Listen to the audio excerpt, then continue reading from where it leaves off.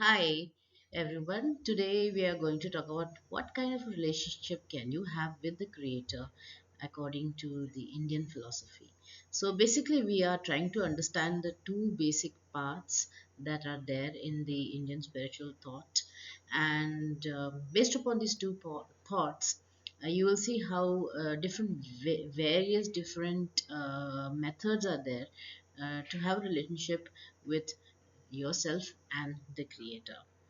Now you know what is Indian philosophy is basically is like the picture that is there is like there are many different streams, and all the streams go into one pool of water, the ocean. So whatever method that you want to follow, you follow that, but everything eventually leads to one. And after you finish watching this small video, this small talk on the Indian spiritual thought, you'll understand that in its essence, Indian spirituality has basically a monoistic uh, concept of the creator, right? So let's start. So these are there are two basic philosophies, basically dualism and non-dualism, which is Dwaita and Advaita, right? So this is the understanding about life, God, and how the relationship is between the human being and the creator that is there. They are founded by two great sages called Madhavacharya, who started the Dvaita school of thought, and Adi Shankaracharya, who started the Advaita school of thought. Now let's go to the next first concept that we have in the next slide. Now, what is Dvaita philosophy? Dvaita by itself is based on two, which is dualism. So there is a very simple, straightforward relationship between you and God, or you or the supreme creator, right? It's just they are two separate beings, and the God or the creator or the supreme being is eternal. Infinity and eternalness and the cyclical concept of time is very essential in Indian philosophy. So you give total devotion and surrender to the creator which is there, and you believe in his grace and try and have a sort of like a relationship which is like you are his child or his servant, and the ultimate goal is to be under the grace of God. So this is the Dvaita philosophy or dualism, the base of dualism thoughts in India, which is very simple, everyday process between you and God. You know, devotion is the most important aspect of Dvaita. And then we have the non-dualism, which is Advaita. This was discussed a little bit in a different video. There's only one ultimate reality, and that is the Brahman, the supreme being, who is in the Brahmand, which is the supreme cosmos, and the human body is connected to the Brahman, which is a supreme being, who is in the Brahman, which is the cosmos which is there. And as a human being, we are, we have many layers around us. Though we are still, the soul is still with the Brahman, which is the supreme being, but we have many coats around us, five or six different layers which need to be removed. So the movement is from gross body to subtle body, which is the, you know, right inside of our souls. You have to keep on removing your basic sheet of basic needs of food, shelter, and clothing. Then you have to remove all the things that are there in your mind which trouble you, and finally you reach that point to bliss, basically a meditative method in which you go inwards and expand outwards and become one with the Brahman. And the liberation comes through knowledge and self-realization that you and the creator are one ultimately. So these are the two basic ways in which you can understand the creator or be with the creator. Now to give you a brief idea. This is just a small chart which is there, which gives you in a very simple way how Dvaita and Advaita differ to each other. God and the soul and devotion is the simple, straightforward track. And in Advaita, you have the Brahman and yourself within that sphere in which you need to work on yourself in order to reach that Brahman which is there uh, around you, right? So, in Dvaita, the belief is in God and soul are different. In Advaita, God and soul are the same.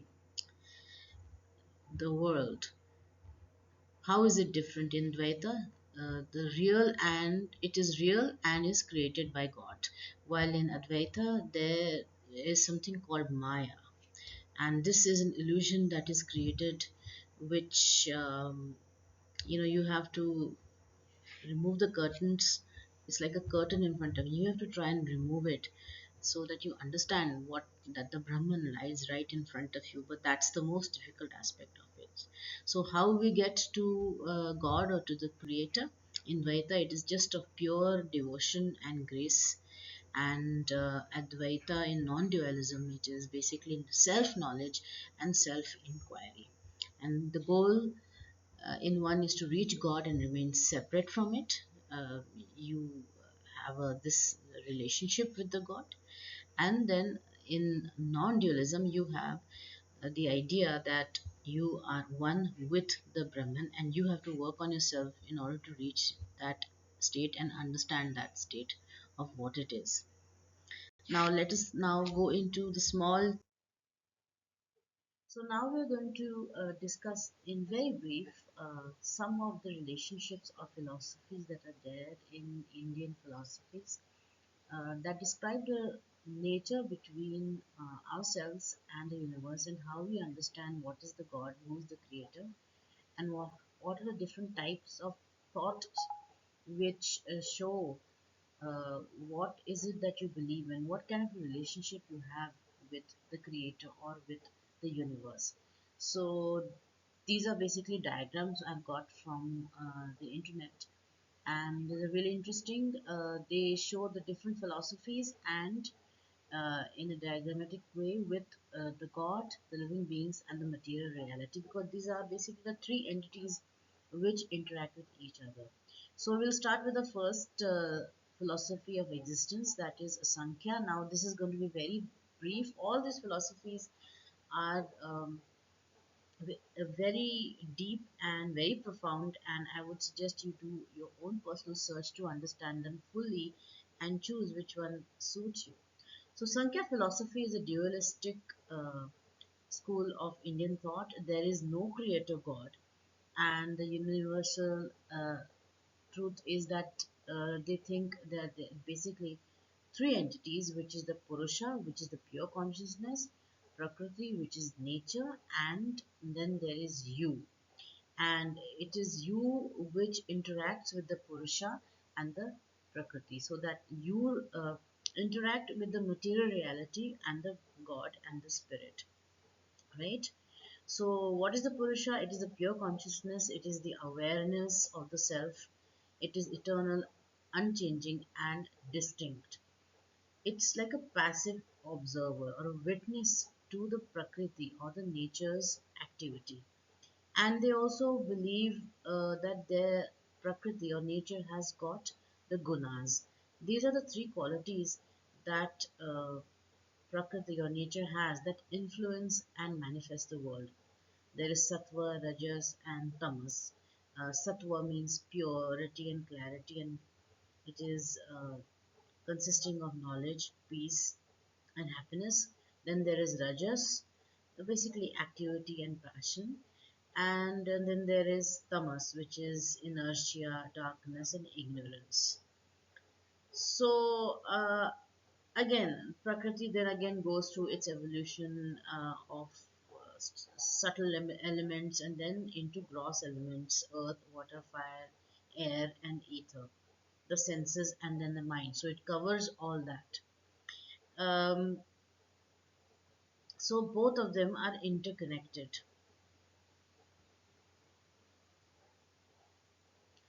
And where do the living being comes into this? The living being is part of the soul and part body. So it is part connected to the nature and is part connected to the consciousness. The soul is a part of the whole essence, and the body is a part of the whole material experience. So you have to understand that you are also Purusha, and that you're separate from all things that change, and that is the material reality. So that is the Sankhya philosophy in very, very brief to you. Now, let us go to the philosophy of yoga. Now, yoga is basically is a practice to reach liberation based on your body. That is, body you control the body, the breath, and the stillness that is there. You use and realize the Purusha, the consciousness, or the Brahman, which is there through the use of your body, by breaking the shackles of your body, by uh, you know being with the universe that is around you. Body is like a tool. We have chakras inside our body, and so we are able to activate this chakra to reach to the universal truth and the God which is there. So it is again in depth. If you go into the depth of this, it is extremely based on understanding the soul, and it uses logic and debate and a great deal of contemplation as well. Now, the Nyaya philosophy is based upon logic and reasoning. They think that ignorance is the root cause of sufferings, and liberation can be achieved through the acquisition of the correct and logical and rational knowledge. And for that, we must understand through debate, observation, inference, and find out what is the truth. So it is more contemplative and intellectual way of having a relationship with the creator and you. And then we can, it is also basically metaphysical on a level. It uses logic and epistemology, and it also connects to the Vaishika school of philosophy, which then they both these schools merged together later. So a great deal of uh, thinking and thought process goes on into this in order to understand your purpose in life and what is your connection to the world, but in a logical and intellectual way. Now, getting to the next philosophy, which both these philosophies merge together, and the Vaishika philosophy talks about atoms and understands the world in detail, and they realize the soul is different from matter. So it considers atoms, time, space, modalities. Uh, it proposes that all physical objects are composed of indivisible and eternal atoms, which is also called Parmanu. So, reality is very diverse, and it is made up of substance, qualities, and actions. Now, it talks about six different types of substances, uh, like gunas, or the qualities that are there, color, taste, smell, and actions or activities that occur because of these interaction of these elements. And then different entities that are there, and all the interactions of these different substances that are there in the universe, they create the reality. So then that's why these two Nyaya and Vaishika philosophies they got together, because Nyaya is again thinking, logic and debate and about the nature of reality and how we are created, and Vaishika again is about the substances, the atoms, and how uh, we are a part of the universe. So this is they keep on thinking about this. So Vaishika doesn't deny the existence of God.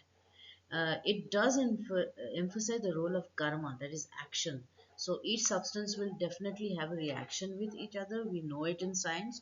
So that's why so logically it should uh, accept the concept of karma which is there. and its consequences in shaping the individual's experience and the future, right? So this is very much like we thinking that we lift our hand and we have the power to change the atoms and lift a spoon without lifting our hands, maybe, right? So this is where they're trying to get through, you know. So what is coming into mind is a double slit experiment, but I think I'm diverging from the main topic. Okay, so it does not deny the existence of God. It emphasizes the role of karma and its consequences in shaping the individual's experience and the future. And the system is very natural. It tries to understand the world through observations and what is happening in the natural phenomena. So that is one way of philosophy. And then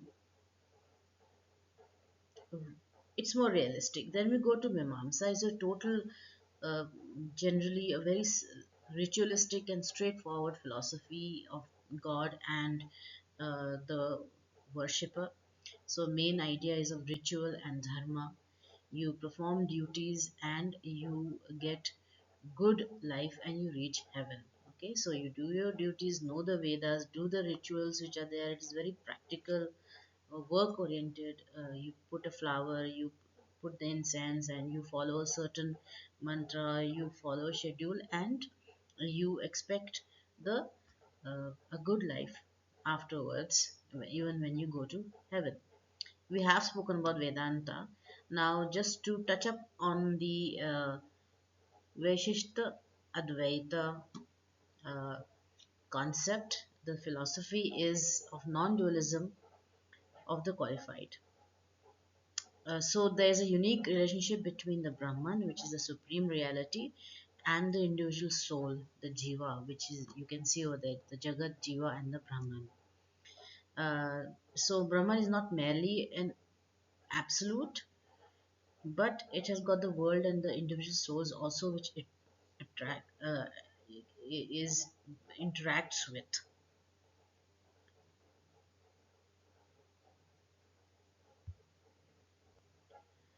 So over here, you can say that the Brahman has two arms or two pieces of him, that is the world and the human beings, the jivas which are there, right? So, and they're real, they're happening, they're not illusions, they are there. So there are some kinds of some attributes of the Brahman that he has got. It's like a body of the great Brahman which is there, and it is the ultimate reality. He is the ultimate reality, and the way to get there is by complete surrender and complete love for the Creator. And this is how you get moksha, by doing bhakti. That means complete devotion, selfless devotion to the God's will. Whatever He decides, you accept it. And so that was Mimamsa philosophy. Now, Vedanta we've already discussed.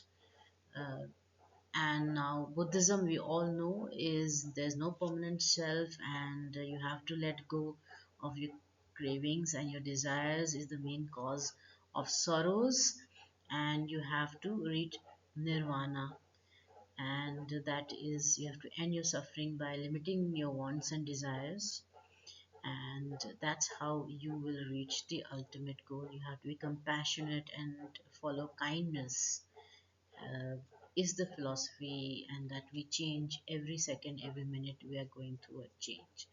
So that is the Buddhism in a very short way for you. And Jainism is basically dealing with non-violence and the soul and the karma. Again, so Jainism talks about self-realization and freedom from the cycle of birth and rebirth, and non-violence is a major part of religion, of this thought process philosophy. And there is no creator God, but there are infinite number of souls which are there, and people are responsible for their own actions, and you have to conduct your actions with right faith, right knowledge, and right conduct. So if you do things correctly, you are going to reap the benefits of doing things in a good way. And everybody, uh, everything has got life. Even they are careful with even where they are stepping. Some monks also put a mask over their face so that no any bacteria or small insect is hurt because of their action. So it goes uh, through that details. Jainism. Now this is there are many truths to Jainism, and life and non-violence is important in this. Now, and saying the truth and self-discipline and rigor. Now, these are very, very briefly, I've told you in a very brief way the relationships between gods. You can do your own search and find out the details of how the relationships are different and which one actually you like to follow. And these systems can be applied to any of the beliefs that you believe in. It's just the way how you are responding. How do you understand? For example, if you believe that God is a tree, then you can use any of this system in order to relate to it, right? So think about it. Hmm? What are you going to do? Which one are you going to choose? What suits you? And so, in conclusion to this very heavy topic, I would like to say that either Advaita or Dvaita, you must choose your own path. But both paths are valid, and you must aim for spiritual liberation, whatever path you choose. As just as a recap, Dvaita emphasizes devotion and duality, and Advaita emphasizes knowledge and unity. So choose the path that resonates with your inner journey. And if you're able to find the correct path, do let me know which one you have chosen. And thank you so much for watching. I'll come up with a different uh, video next time with a different topic. Thank you. Bye.